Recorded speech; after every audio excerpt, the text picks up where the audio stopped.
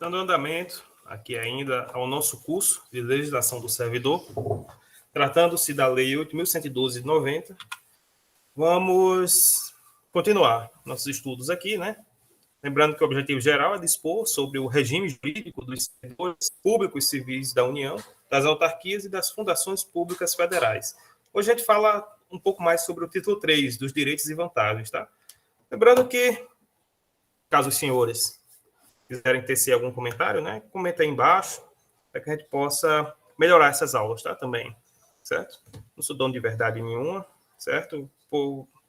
Pode ser que em algum momento aí eu me equivoque, tá? E os senhores podem, estudando mais, né, podem me auxiliar nisso aí, dizendo onde eu me equivoquei, para que eu possa consertar e auxiliar outros que vêm aí, certo? Está precisando também desse conhecimento. Falei com o meu superior, né, meu diretor, e ele deixou claro um questionamento meu, né, que eu até, nas aulas passadas, fiquei em dúvida, certo? Quando um profissional que já tem um cargo substitui outro profissional de outro cargo, né, de outra função, ele não recebe as duas gratificações cumulativamente, não. Ele acumula o cargo e recebe a maior, certo? Então é isso. Eu disse que ele recebia os dois, né? Recebia o salário dos dois cumulativamente, né? Não. Ele acumula as atribuições, mas escolhe qual função vai receber. Geralmente a maior, né? Vamos lá. Entrando para a parte de gratificações e adicionais, né? Quais são as gratificações e adicionais previstas na Lei 8.112, né? Então, a gente falou já na aula passada, né? Mas aqui eu venho por meio do artigo 61, que, além do vencimento e das vantagens previstas nessa lei, serão deferidos aos servidores as seguintes retribuições, gratificações e adicionais. Retribuição pelo exercício de função, de direção, chefia e assessoramento, né? Gratificação natalina, adicional pelo exercício de atividades insalubres, perigosas ou penosas, adicional pela prestação de serviço extraordinária, adicional noturno, adicional de férias e outros relativo ao local, à natureza do trabalho e gratificação por encargo de curso ou concurso. Então, quanto à retribuição pelo exercício de função de direção, chefia e assessoramento, né, o que trata a lei? Então, o artigo 62 traz a seguinte forma: ao servidor ocupante de cargo efetivo investido em função de direção, chefia ou assessoramento, cargo de provimento em comissão ou natureza especial é devida retribuição pelo seu exercício. Por exemplo, o servidor passa para professor. Então, ele recebe o salário de professor, certo? O vencimento de professor e a remuneração dado pelas retribuições de titulação e os auxílios. E ele também, caso ele ocupe um cargo de chefia, por exemplo, coordenador, ele vai receber pelo trabalho de coordenador também. Então, ele acumula essa função, certo? Então, ele recebe, enquanto professor, certo? A remuneração.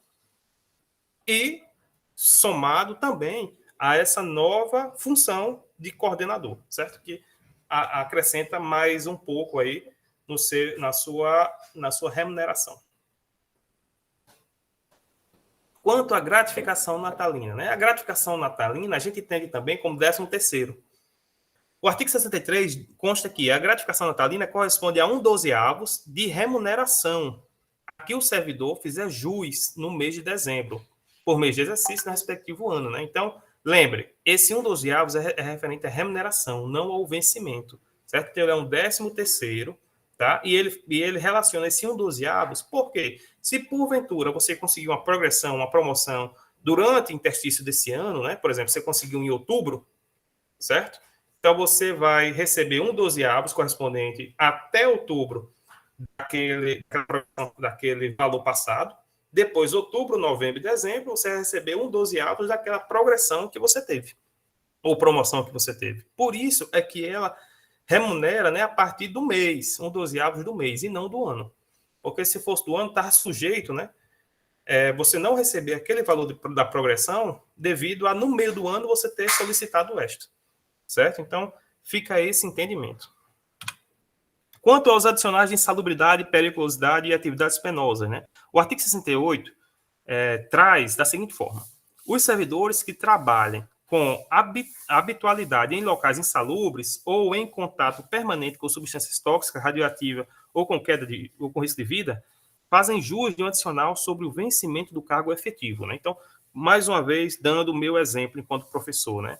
Então, como eu sou professor da área técnica, a gente está sujeito em alguns laboratórios, certo? Dado a algumas disciplinas que a gente vem ministrar, de estar em contato direto com essas atividades perigosas e ou insalubres, né?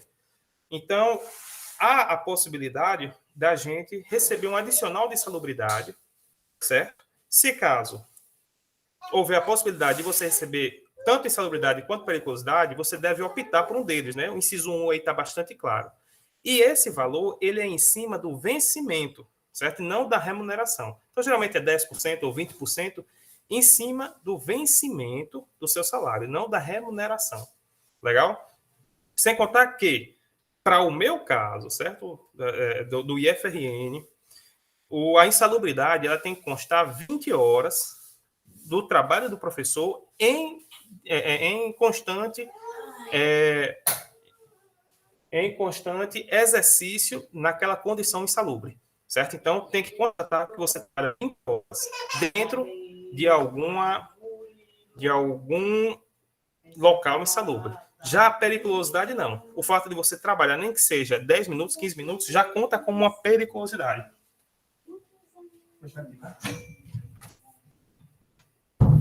Por quê? Porque a periculosidade está relacionada a riscos de explosão, né? Ou de incêndio, ou seja, qual for. E a insalubridade está a diversos outros riscos, né? Quem quiser estudar melhor sobre isso, tem a NR15 e a NR16, que pode ser um norte muito legal para vocês entenderem essa parte de periculosidade e insalubridade, certo? Lembrando que quem trata disso é o Departamento de Engenharia de Segurança, certo? Naturalmente, dentro da sua autarquia, vai haver um SESMIT, né? Que, junto com a CIPA, eles vão diagnosticar as condições insalubres e as condições periculosas, tá? Então, aqui, ó, o direito adicional de insalubridade ou periculosidade cessa com a eliminação das condições ou do risco que deram causas à sua concessão. Lembrando que, né, existem algumas ações para você diminuir os riscos, certo? Por exemplo, treinamento e uso de EPI. Esses dois, você diminui o risco, mas você não neutraliza. Ou seja, ainda é necessário você receber adicionais. Já quando a gente trata de equipamentos de proteções coletivas, né, de modo que a gente consiga eliminar o risco, certo? Naturalmente, conseguindo eliminar esse risco, você deixa de ter direito a receber o adicional de insalubridade e periculosidade, certo? A gente poderia entrar mais nesses conceitos, mas eu vou deixar para quando, se porventura eu vim dar uma aula de segurança do trabalho. Aí a gente fala de todos os pormenores quanto a esses dados aí, né? Porque é mais uma de informações. O que trata o adicional por serviço extraordinário, né? Então, o artigo 73 diz que o serviço extraordinário será remunerado com acréscimo de 50% em relação à hora normal de trabalho, certo? Então, somente será permitido o serviço extraordinário para atender situações excepcionais e temporárias, respeitando o limite máximo de 2 horas por jornada de trabalho. Isso quer dizer o quê? Que você pode, no máximo, trabalhar 10 horas por dia, né? 8 horas e o limite máximo de 2 horas por jornada. Lembrando que isso aqui é um serviço extraordinário. Ah, hoje eu quero trabalhar 10 horas. Você pode trabalhar, está dentro do seu direito. No entanto, você não vai receber esse adicional de 50% do acréscimo da hora devido ao serviço extraordinário, tá? Quem escolhe isso é o serviço, a instituição, certo? É critério da administração, né? E não simplesmente seu, né? Ah, hoje eu quero trabalhar 15 horas. Posso? Poder você pode, sendo que vai ser contabilizado no máximo 10 horas, tá? Sendo bastante aqui sincero, ok? Então, existe toda uma norma, né? Uma legislação para também tratar dos direitos, né? Do trabalhador. Então, fica entendido assim. Do que trata o adicional noturno. Então, o artigo 75 diz que o serviço noturno prestado em horário compreendido entre as 10 horas da noite e 22 horas, até às 5 horas da manhã do dia seguinte, terá o valor hora acrescido de 25%, computando-se de cada hora como 52 minutos e 30 segundos. Então, cada hora, né, ele vai aumentar 25% da hora para cada 52 minutos e 30 segundos. Quanto ao adicional de férias, então, o artigo 76 diz, independentemente de solicitação, será pago ao servidor, certo? Então, se caso o servidor, no início do ano, né, ou a secretaria, né, de gestão de pessoas, certo? Tem que solicitar as férias do servidor. Caso isso não seja feito, né, geralmente para professor é simples, porque coincide com o calendário do estudante, né? Quando isso não é feito, independente de ser feito ou não, um terço do seu salário vai ser dado como adicional, certo? Devido às férias. Parágrafo único. No caso de o servidor exercer função de direção, chefia ou assessoramento, ou ocupar o cargo em comissão, a respectiva vantagem será considerada no cálculo de adicional, certo? Então, professor,